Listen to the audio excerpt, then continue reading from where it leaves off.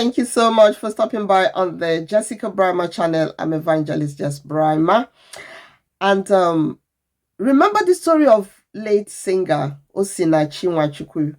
I'm sure most of us remember that story. And a lot of water has passed over under the bridge. A lot of things have happened since Osinachi died, and everybody was talking about the fact that she was a victim of domestic violence in the hands of her husband.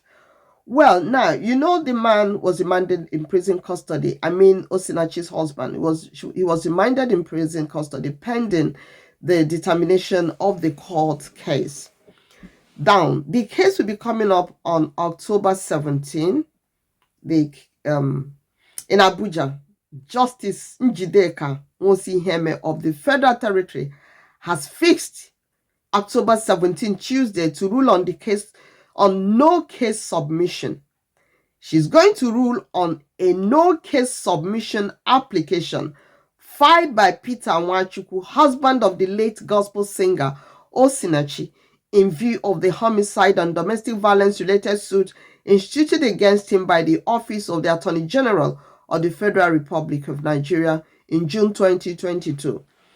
Remember that because everybody was crying out for Osinachi's family, the way the husband treated the family with so much disdain, and the heartbreaking stories about how he used to beat up Osinachi, tie her up and ask the children to beat her up. And, you know, meanwhile, this was a lady that was bringing joy to many homes, to singing in churches, a good worshiper that the world, you know, really gave a good acclaim. But she died in such a painful way, and the story was all over the place. Now, wait for it. Osinachi died in April 2022, and many of her colleagues in the music industry, they are actually attested to the fact that Osinachi was being maltreated by the husband, and that it was the maltreatment that led to her death. Then, upon arraignment, as the man was arrested and then the case went to court, the judge decided to remand him in Kuje prison, say he should be there pending the hearing and determination of the case, because it was a 23-count charge, and the husband of Osinachi, Peter, pleaded not guilty. The trial started in June 2022. The prosecution witness called prosecution counsel called 17 witnesses to give evidence why the case was closed on March 10, 2023. So there were 17 witnesses that gave evidence that attested to the fact that Peter Nwachukwu almost deleted his wife through violence. And the children also testified of how he kept beating their mother, maltreating her, you know. So the prosecution had between June 20 and March 10 to present, March 10, 2023, to present their case, and the witnesses testify to this. Now wait for it. You see why I'm stressing all these aspects of the court case. You see why. Just listen to me and you see. Just follow me. Then the report, the defense witness, the prosecution witness, the prosecution counsel, Osinachi's husband, also presented the report from the autopsy, presented the report from the hospital, the autopsy report, that determined the cause of death, Osinachi, why Osinachi died. So, according to the report, there was no mark of evidence on Osinachi. The listed cause of her death was generalized organ pallor, bilateral leg swelling, fluid in the sac containing the heart, tumor deposit in and on the heart, the lungs, the kidneys, massively enlarged heart, and fluid around the lungs which restrict breathing. So by the time they did the examination on her body, they said there were no marks of violence. Of course, Osinachi had been in hospital for weeks before she died. How were they supposed to see marks of violence after so many weeks? being in hospital with the illness. How were they supposed to see that? The report did not talk about the beatings that this girl was getting, this woman was getting from the husband. Rather, they're talking about the fluid in the lungs, enlarged heart. What caused the enlarged heart? Sometimes blood pressure could cause enlarged heart. What led to the high blood pressure? What led to that? Why wouldn't her heart enlarge? She died of a broken heart. That's why her heart is enlarged. Osinachi died of a broken heart. She died of a broken heart, in physically, spiritually, and otherwise. Now they're talking about the enlarged heart and fluid around her lungs. They're talking about that. So this girl has been ill. This lady Osinachi has been ill for a long time, for the heart to get this bad, for her lungs to get this bad. And while she's ill, she couldn't get good treatment. The man was busy beating her up at home. Enlarged heart and water in the lungs don't happen suddenly. They don't just happen suddenly. Something causes it. So heart failure. We're talking about heart failure for such a young lady. How did this come about? This is the question. This is what the prosecution witness should have, gone along to examine. Not just the report says, oh, it's illness, it's tumor in the body, it's this, it's that. And because of that, Peter Nwachukwu has filed a no-case submission. His lawyer, A. Aliyu, filed a no-case submission, implying that his client has no case to answer.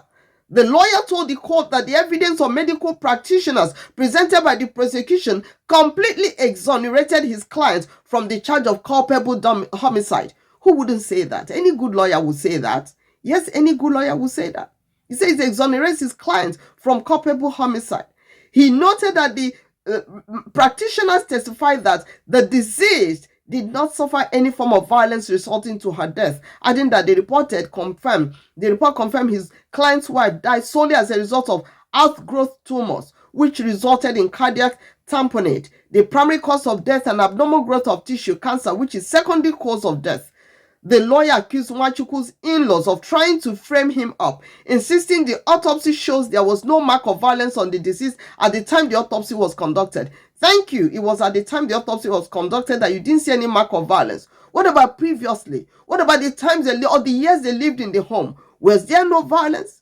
At this point, I blame Osinachi's family, because they should have called in the police on this man during the period their sister was living with this man and was undergoing so much violence. They should have reported the case to the police several times, and when you report to the police, at least the police will write down and say, yes, we saw marks on her body, we saw the evidence of violence.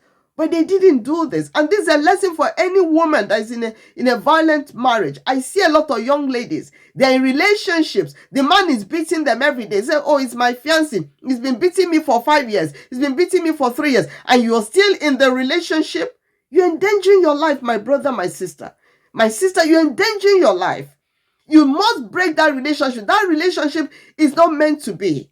It's not meant to be any relationship where you're suffering that, because at the end of the day, when you're being beaten all the time, your heart will give up. Your organs will give up. And then when you die of enlarged heart, nobody will say it's because of the beating. They'll say, oh, you had enlarged heart. That's why you died. I saw a video of a lady that her boyfriend was beating on the road. She said, he's my boyfriend, he's my fiancé. We're supposed to get married. He's been beating me like this. And you're still there. You're still there. He's not your fiancé. He's your terrorist. He's your terrorist. He's not your lover. He's your terrorist. We have to be wise. You must not stay in that marriage. Yes, Osinachi was helpless. She stayed in the marriage. The family should have rescued her. The family should have talked to their pastor and said, look at what is going on. This woman can die anytime. She died in silence. How did Osinachi remain in that marriage for 2 months to spread all over her body? For her lungs to spread all over her body, because she was in a marriage where the man didn't care about her. And now Peter Nwachukwu is going to walk free. He's going to walk free.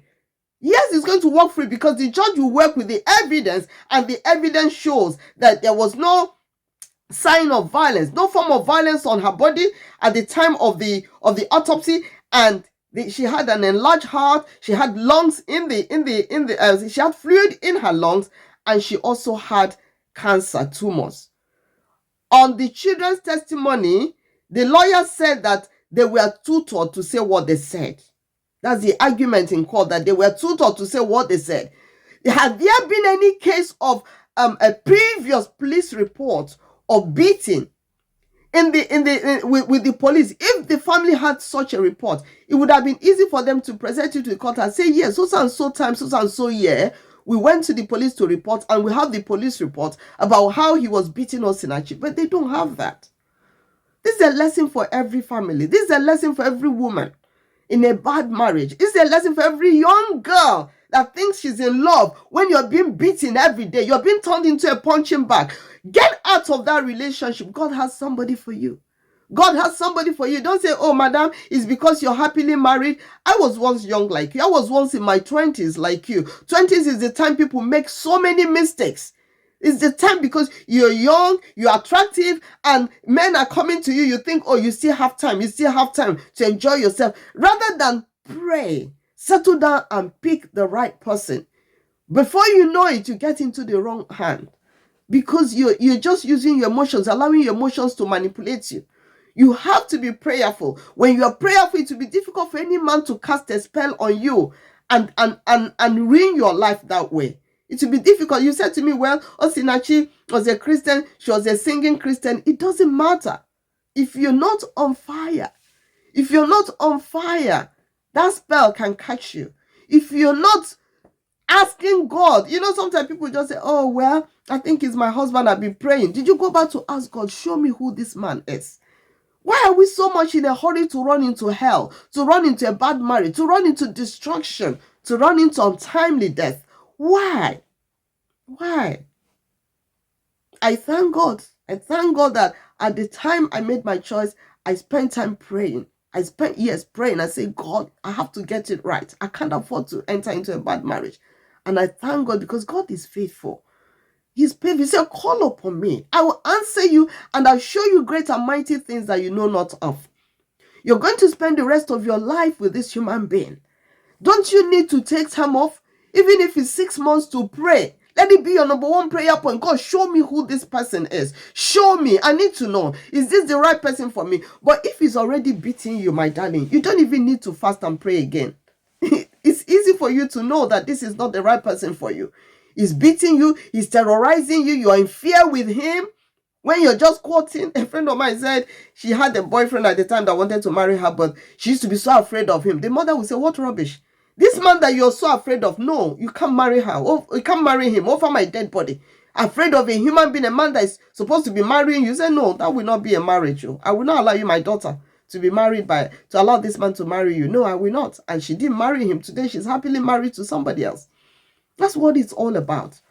I pray that the Lord will give you wisdom, especially parents also. I pray God will give parents wisdom, not to push their daughters into the wrong marriage, not to say, oh, you have to get married. Your mates are getting married. No, what you should do as a mother is pray. God, lead my daughter to the right man for her. Lead my daughter. Your job is to pray. I know a lot of young ladies that during our time, a lot of my mates, that their parents pushed into wrong marriages because they were always telling them, get married, get married, get married. You must get married. You must leave my house. You must have your own home. Get married. And they pushed them into wrong marriages. And most of those marriages have crashed today because the foundation of the marriages were wrong. It wasn't God that put those marriages together.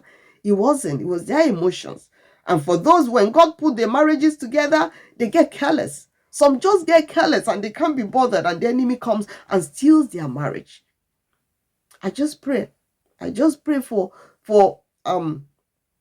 comfort for Osinachi's parents, because it will be a big heartbreak if Peter Nwachukwu walks out of that court free, walks out of jail free after what he did to Osinachi.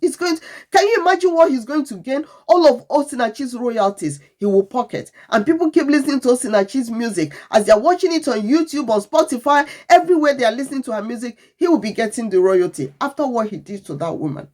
But unfortunately, it seems like Peter Nwachukwu is going to walk free, because this report, the doctor's report, is unwritten.